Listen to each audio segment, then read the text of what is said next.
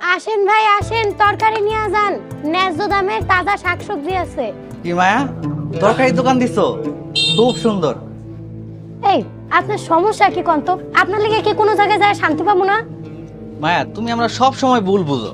আমি তো তরকারি কিনতে আসছি। হজরত, আধা কেজি করে সব পথে তরকারি দে। মাত্র আধা কেজি কইরা 1 কেজি করে নে। না, বাড়িতে খাওয়ার লোক নাই। তা তোর দোকানটা আমার খুব ভালো লাগছে, তো রোজ আইতে চাই। 1 কেজি করে নিলে তো আবার প্রতিদিন আইতে পারবো না।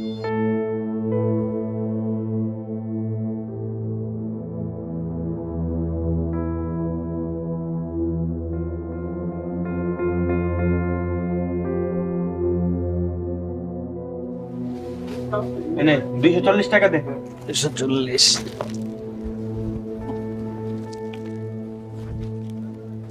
এলো, বাকি টাকা ক্যাশে রাইখা দে, ফেরত দেওয়া লাগবে না।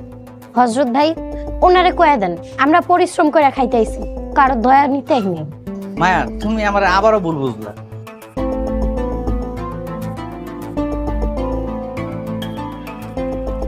আর একটা কথা কইলে তরকারি সবগুলো রাইখা টাকা ফেরত দেখেন থেকে বিদায় করুন। যান সামনে থেকে।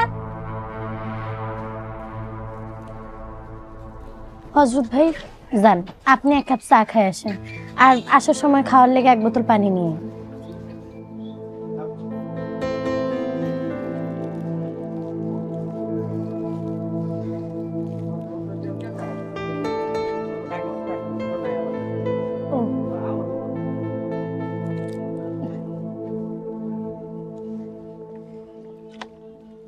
আসেন ভাই আসেন, তরকারি নিয়ে যান, ন্যায্য দামে তাজা শাকসবজি আছে।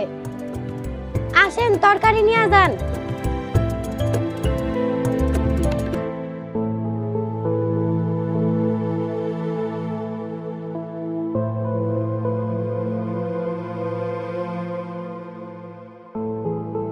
তোমার চা দিমু?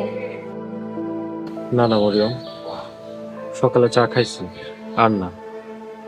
কোনো কিছুর উপর আসক্তি থাকা ঠিক না। কি হয়েছে তোমার কও তো? সব সময় দেখি তোমার মন খারাপ। শেষ কবে তোমার মুখে হাসি দেখছি আমার মনে পড়ে না। মরিয়ম, যতদিন পর্যন্ত রোমানের জামিন না হইতেছে ততদিন পর্যন্ত মুখে হাসি দেখবে না। রোমানের মতো একটা দাগি আসামির জন্য এত দরদ? সরি, কিছু মনে করো না।